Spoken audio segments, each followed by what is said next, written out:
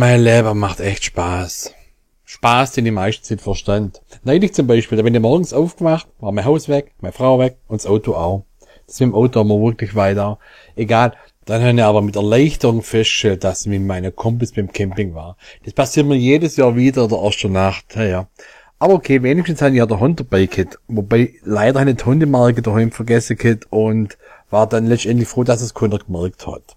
Aber dann habe ich angefangen nachzudenken über das Thema Hundemarke und dann habe ich mir die Frage gestellt, weshalb müssen eigentlich die Politiker, die von der Weltkonzerne an der Leine Gasse geführt werden, wieso müssen die keine Hundemarke tragen?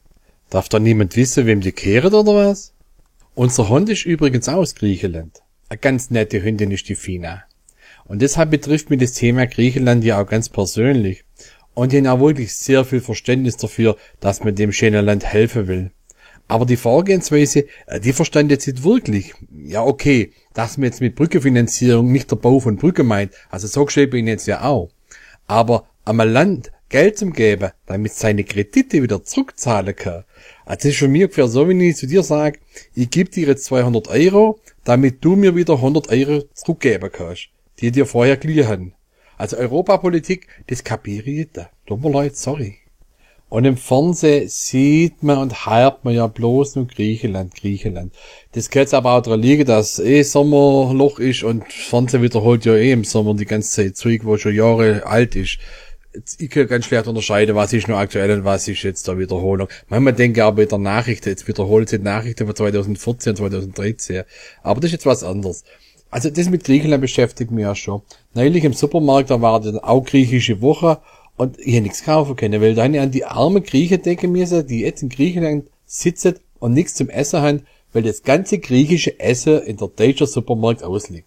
Und ich glaube auch, das Thema Griechenland, das soll davon ablenken, von ganz wichtigen Weltthemen, da wir die gar nicht mitkriegen. Themen wie zum Beispiel der Berliner Flughafen.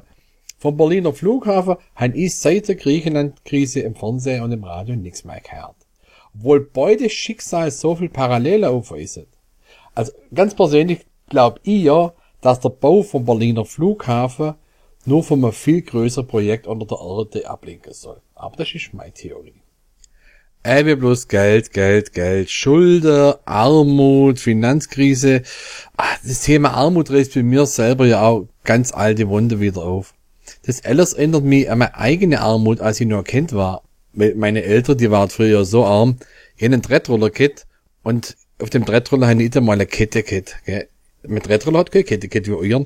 Ich habe nämlich da noch schieben müssen. Und deshalb habe ich mir als Kind so viel selber bewegen und anstrengen müssen, da war ich sowas von fit und durchtrainiert. Eigentlich hätte ich als Jugendlicher, wo ich aus der Schule gekommen bin, gleich eine Ausbildung zum Fitnesstrainer machen können. Aber damals war der Fitnesstrainer auch noch gar nicht in. Und jetzt ist es wahrscheinlich Sport, weil mein Bierbauch ist zu groß und meine Motivation ist auch zu lasch. Wobei, also als Fitnesstrainer muss man heutzutage auch nicht unbedingt fit aussehen, oder? Also selbst damals mein Sportlehrer, der hat auch einen ganz schönen Bierbauch gehabt, ein gewalttätiger Ranze. Und mal ganz ehrlich, wenn man jetzt mal die Politik als Vergleich hernimmt, also wenn sich jemand um die Finanzen seines Landes kümmern darf, dann ist es doch auch scheißegal, ob es deren Dyskalkulie leidet oder Dritte.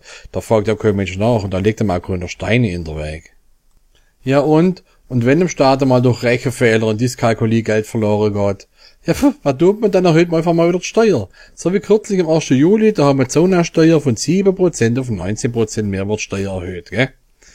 Wieso? Weil Sanieren inzwischen nicht mehr als Gesundheitsvorsorge angesehen wird, sondern es gehört jetzt zur Wellness. Da muss ich sagen, zum Glück bin ich Schwab. Denn allein schon diese unerhöhte Steuererhöhung bringt mich so dermaßen zum Schwitzen, wie es bisher noch keine Sauna geschafft hat. Und so gesehen spare ich eigentlich damit auch noch wieder einen Haufen Geld, weil ich gar nicht mehr Sauna gehe. Das leiste ich mir nicht mehr. So gesehen also vielen Dank, lieber Staat, für das unerwartete Sparpotenzial. Und vielen Dank auch, lieber Staat, dass du dermaßen viel Geld in Bildung einsteckst, dass es inzwischen normal ist, dass sich die Eltern über einen 4,0 Hauptschulabschluss ihres inzwischen 20-jährigen Sohnes dermaßen freuen, dass sie dem nur zur Belohnung ein nagelneues Auto kaufen. Entschuldigung. Da stört dann auch niemand, wenn auf dem Abschluss-T-Shirt der Klasse 9a der Text vor lauter Rechtschreibfehler überhaupt nicht lesbar ist. Also, soweit ich mir erinnern kann, war das früher nur die Abiturienten, die Abschluss-T-Shirts tragen haben.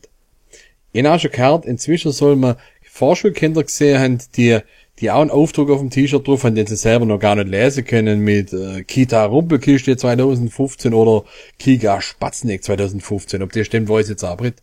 Und ob das stimmt, was mir neulich mein Nachbar Fritz erzählt hat, das weiß ich auch wieder. Also er hat gesagt, er hat gehört, dass inzwischen sogar die Fahrschule an ihre Fahrschüler Abschluss-T-Shirts ausdeuten sollen. Und sogar Klassentreffen, so alle 5 oder 10 Jahre, geordnet nach Führerscheinklasse anbietet.